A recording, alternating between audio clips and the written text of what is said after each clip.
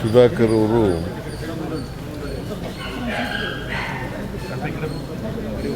ಚಳ್ಳಕೆರೆಯಲ್ಲಿ ಜನನ ಆಗಿತ್ತು. ಅವರು 2008ರಿಂದ ಹಿರಿಯೂರಿನಲ್ಲಿ ಶಾಸಕರಾಗಿದ್ದರು. 2ನೇ ಸಾರಿ ಮಂತ್ರಿಯಾಗಿದ್ದರು. ಹಿಂದೆ ಒಂದು ಸಾರಿ ಮಂತ್ರಿಯಾಗಿದ್ದರು, ಆಮೇಲೆ ಈಗ ಮಂತ್ರಿಯಾಗಿದ್ದರು. ಭಾಳ ಜನಪ್ರಿಯವಾಗಿದ್ದಂಥ ವ್ಯಕ್ತಿ. ಬಡವರ ಪರವಾಗಿ ಯಾವಾಗಲೂ ಕೂಡ ಇದ್ದಂಥ ವ್ಯಕ್ತಿ. ಜೊತೆಗೆ ಅವರು ಶಾಸಕರಾಗಿ, ಮಂತ್ರಿಯಾಗಿ, ಈಗಲೂ ಕೂಡ ಮಂತ್ರಿಯಾಗಿದ್ದರು. ಪ್ಲ್ಯಾನಿಂಗು ಮತ್ತು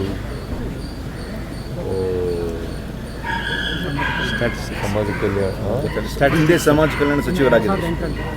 ಹಿಂದೆ ಸಮಾಜ ಕಲ್ಯಾಣ ಸಚಿವರಾಗಿದ್ದರು. ಪ್ಲಾನಿಂಗ್ ಮಂದಿಖಾನೆ ಮಂತ್ರಿಯಾಗಿ. ಅವರು ಜೊತೆಗೆ ಸಹಕಾರಿ ಕ್ಷೇತ್ರದಲ್ಲೂ ಕೂಡ ಅಪಾರವಾದಂಥ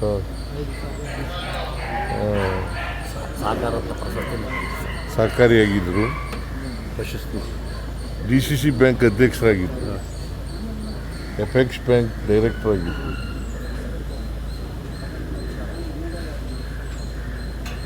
DCC ಬ್ಯಾಂಕ್ ಅಧ್ಯಕ್ಷರಾಗಿ ಭಾಳಷ್ಟು ರೈತರ ಪರವಾಗಿ, ಬಡವರ ಪರವಾಗಿ ಕೆಲಸ ಮಾಡಿದ್ದಾರೆ. ಅವರು ನಮ್ಮನ್ನು ಅಗಲಿದ್ದಾರೆ. ಪತ್ನಿ, ಮಗ ಮತ್ತು ಮಗಳು ಅವರನ್ನು ಬಿಟ್ಟು ಅಗಲಿದ್ದಾರೆ. ಮತ್ತು ಅಪಾರವಾದಂಥ ಬಂಧು ಬಳಗವನ್ನು ಇಟ್ಟಿದ್ದಾರೆ. ಅವರ ಆತ್ಮಕ್ಕೆ ಚಿರಶಾಂತಿ ದೊರಕಲಿ ಅಂತೇಳಿ ಪ್ರಾರ್ಥನೆ ಮಾಡ್ತೀನಿ.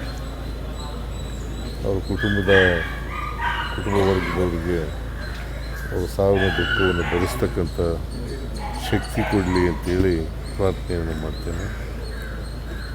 ನಾಳೆ ಕ್ರಿಮೇಷನ್ ನಡೀತದೆ. ನಾನು ಕೂಡ ಹೋಗ್ತಾ ಇದ್ದೇನೆ. ಚಳ್ಳಕೆರೆಯಲ್ಲಿ ಕ್ರಿಮೇಷನ್ನು. ಇವತ್ತು ಹಿರಿಯೂರು ಅವರ ಮತಕ್ಷೇತ್ರ ಹಿರಿಯೂರಿನಲ್ಲಿ ಅವ್ರ ಬಾಡಿಯನ್ನು ಇಟ್ಟಿರ್ತಾರೆ. ಆಮೇಲೆ ಸಾಯಂಕಾಲ ಚಳ್ಳಕೆರೆ ತಗೊಂಡು ಹೋಗ್ತಾರೆ. ಅವ್ರ ಚಿಕ್ಕಪ್ಪನೂ ಕೂಡ ಶಾಸಕರಾಗಿದ್ದರು, ಜಯಣ್ಣ ಅಂತೇಳಿ. 78-89 ಅವರು ಶಾಸಕರಾಗಿದ್ದರು.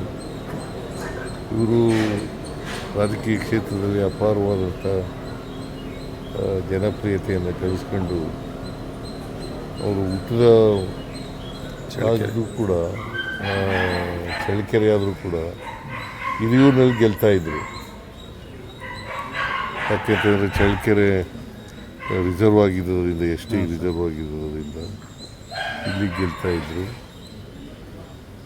ಅಪಾರ ಅಭಿಮಾನಿಗಳನ್ನು, ಬಂಧು ಬಳಗವನ್ನು ಅವರು ಬಿಟ್ಟೋಗಿದ್ದಾರೆ.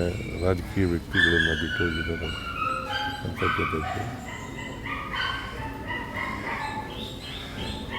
ಅವರ ಅಗಲಿಕೆ ರಾಜಕೀಯ ಕ್ಷೇತ್ರದಲ್ಲಿ ಭಾಳ ದೊಡ್ಡ ನಷ್ಟವನ್ನು ಉಂಟು ಮಾಡಿದೆ.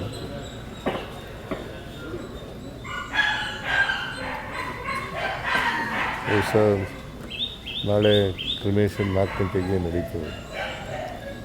4 ಗಂಟೆಗೆ ಈಗ ಅವ್ರ ಕುಟುಂಬದವರು ಹೇಳಿದ್ರು 4 ಗಂಟೆಗೆ ಮಾಡ್ತೀವಿ. ಸೊ ನಾನು ಕೂಡ ಅದರಲ್ಲಿ ಪಾರ್ಟಿಸಿಪೇಟ್ ಮಾಡ್ತಾಯಿದ್ದೆ. ನಮ್ಮ ಸಚಿವರು ಸರ್, ನಾವು ಮೀಟಿಂಗು ಮುಂದೆ ಹಾಕ್ಬಿಟ್ಟಿದ್ದೀವಿ. ಮೀಟಿಂಗ್ ಇತ್ತು ಸರ್ ನಾಡಿದ್ದು. ಎಲ್ಲ ಸಚಿವರಿಗೆ ಮಾತಾಡಿ ಬೆಳಗ್ಗೆ ಮುಂದೆ ಹಾಕಿದ್ದೀವಿ ಸರ್. ಯಾಕಂದರೆ ನಮ್ಮ ಮಿನಿಸ್ಟ್ರು ಅವರೇ. ಆಮೇಲೆ ಚಳ್ಳಕೆರೆ, ಚಿತ್ರದುರ್ಗ ಜಿಲ್ಲೆಯಲ್ಲಿ ಇವತ್ತು ರಜಾ ಇರ್ತದೆ. ಆಮೇಲೆ 3 ದಿನ ಶೋಕ ಆಚರಣೆ, ಇವತ್ತು, ನಾಳೆ, ನಾಳಿದ್ದು ರಾಜ್ಯದಲ್ಲಿ ಶೋಕ ಆಚರಣೆ ಮಾಡ್ತಕ್ಕಂಥ ಕೆಲಸವನ್ನು ಮಾಡ್ತೀವಿ.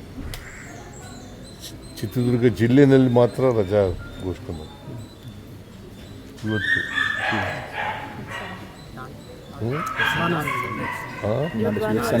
ಸಂಡೇ ನಾಳೆ ಸೋಮವಾರ, ನಾಳೆ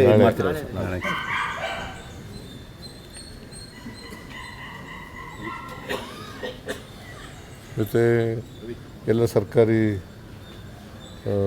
ಗೌರವಗಳೊಡನೆ ಅವ್ರನ್ನ ಅಂತ್ಯಕ್ರಿಯೆ ನಡೀತದೆ.